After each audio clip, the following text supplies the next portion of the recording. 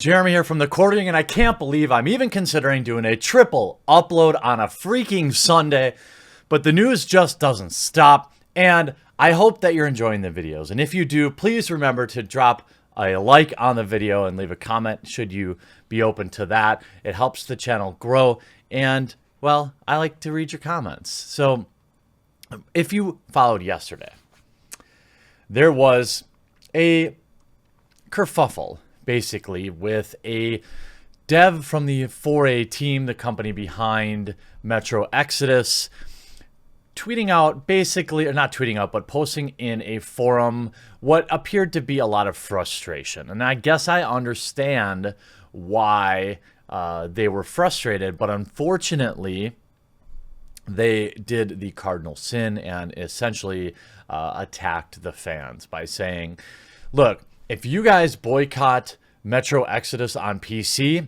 then we're just not going to release any further expansions on PC, which I'm sure was BS anyway, just frustration, but that doesn't stand well with the gaming community. Some of my most engaged videos in history are videos where developers will attack the fandom because you just don't do that. Ask Jessica Price how that worked out for her. And this dev, and by the way, I am not advocating this person be terminated. I would never do that, but I understand why companies will do that sort of thing because you generate an enormous amount of bad faith with the fandom. It's just, you don't do it. In a lot of ways, it's just like with the YouTube community, you don't copyright strike other YouTubers. Like, unless they're literally re-uploading your content and monetizing it without your permission, you don't do it. It doesn't matter how mean they are to you. It doesn't matter how bad they roast you. You don't do it. There are plenty of examples of YouTubers that have entirely destroyed their careers by succumbing to this childish tactic. You don't do it. And if you're a game developer, you don't attack the fandom. So the short version of basically the Metro Exodus drama is that the game looked great. Still looks great. The game itself hasn't changed at all. Many people were excited. One of the top wish-listed games on Steam. And then just 2 weeks before launch, they announced that it's going to be on the Epic Games Store as a timed exclusive for a full year. And I've said since the beginning, I don't think people would have had anywhere near the problem if this was just this way from the start. Meaning, look, I talked about, the Division 2 being there.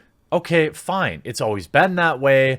People are going to be fine with it. Yes, we don't really want Epic Games Store, but people will begrudgingly just buy it there.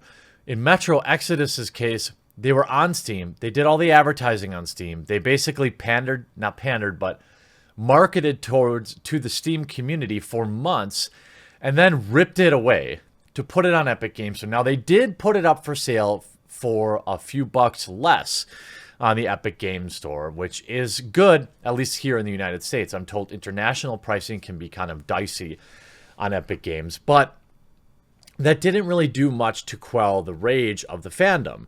Then you had this dev post a long rant about, basically calling people who critique this decision toxic, and that anybody who had anything negative to say about this were just spitting bile, and that, basically, oh, these people are just complaining they don't want to open our game in a new launcher. They could never do what we do. Just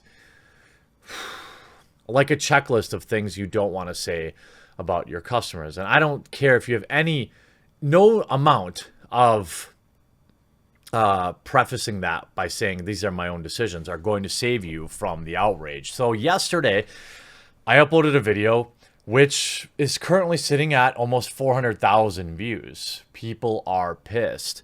And this morning, it would appear that Metro has responded to us, or at least to the community's outrage over this in a twit longer. I want to share that. And I want to refresh just to see if there's any more here. But The recent decision to move Metro Exodus from Steam to the Epic Games Store was made by Koch Media. Of course it was. And people are, in general, you have the fanboys, then you have maybe just people who are there to spit bile. I'm not saying that those people don't exist. But then there are a lot of people on the fence, like myself, who was brand new to the Metro series. I'd never even heard of the game before this, and I saw the trailer, and I was like, dang, this game looks so good. Comes out in 12 days, and then, boom, controversy, all right? They said, the recent decision to move Metro Exodus from Steam to the Epic Games Store was made by Koch Media / Deep Silver alone.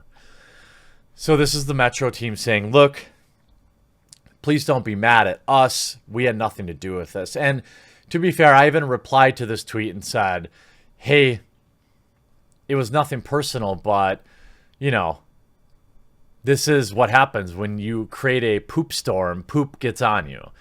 The recent comments made by a member of the 4A Games development team do not reflect Deep Silver's or 4A's view on the future of this franchise, essentially saying, of course, we're not going to withhold the PC version. They do reflect the hurt and disappointment of a passionate individual who has seen what was previously nothing but positive goodwill towards his work turn to controversy due to a business decision he had no control over. Fair, okay? I think that's fair. We respectfully ask that any and all valid feedback over this decision is directed at Koch Media, Deep Silver, and not the developers at 4A Games. Well, the developer at 4A Games is the one that said it. I'm not sure I buy that. The future release strategy of Metro series lies with Koch Media and Deep Silver. Our decision to partner with Epic Games was based on a goal of investing in the future of the series and our development partner at 4A Games. We have every intention of continuing this franchise, and a PC version will always be at the heart of our plans. Of course, I mean, you have a huge PC fan base, but it's interesting that you came out, you had to do a little damage control, but, you know, what else can we ask? I said this in a video yesterday at the end of the video. I said, look, if they come out, because it does read like an angry rant, and obviously this person said some bad things about the community. I don't know if they have personally apologized. My guess is their boss said, you better stay off social media for a little while, bud. People are mad, and you're not going to help. I'm not saying they have to apologize. I think it would help, probably. Metro really had nothing to do with this decision. That doesn't change the core experience for the gaming community, though, given it was advertised on Steam up until the last minute. People planned on purchasing it on Steam, and to see it go over to Epic Games last minute, and we all know what happened, right? When they talk about investing in the future for the franchise, let me translate that for you.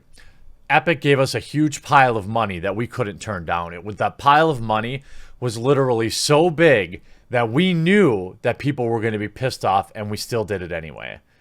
That's what this tells me now. And ultimately, if this ensures the viability of the Metro series beyond Exodus, that's probably a good business decision. Will there be people that flat out will not buy this game now because of that? Yes. Will there be people that say they're going to boycott it and buy it anyway? Yes. There'll be people that wait for it to come on Steam. A year goes by fast when you have new games dropping every week or two, and people's backlogs grow and grow. To wait a year to play this on Steam is no problem at all. I don't know where I'm at. Yesterday, I talked about really being on the fence because I think if I'm going to cover this, and let me tell you something, I'm actually going to go buy Fallout 76 today. Because I've seen other channels that do what I sort of do, receive a lot of criticism for not putting time into the games that they often criticize. I think that that's fair. So just like Fallout 76, I'm going to talk about Metro Exodus and everything that happens with it. And with Apex too, the Titanfall game, I have to play them, right? I have to put at least a few hours into these games in good faith. And with Metro, I feel like I should still play the game, but maybe I'll just get it on console. But I mean, I have this gaming computer. Why wouldn't I want to play it on the computer? I don't know. I'm really on the fence. I'm curious what you have to say about it. I'm happy that Metro apologized, and I think maybe it's better just to let bygones be bygones and let's look forward instead of back.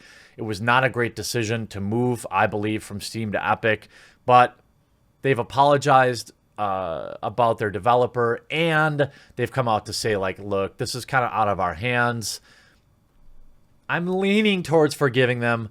I'm going to read the comments in the comment section down below to see what you all think about this. Are you going to pick up Metro Exodus? Are you willing to forgive and forget here?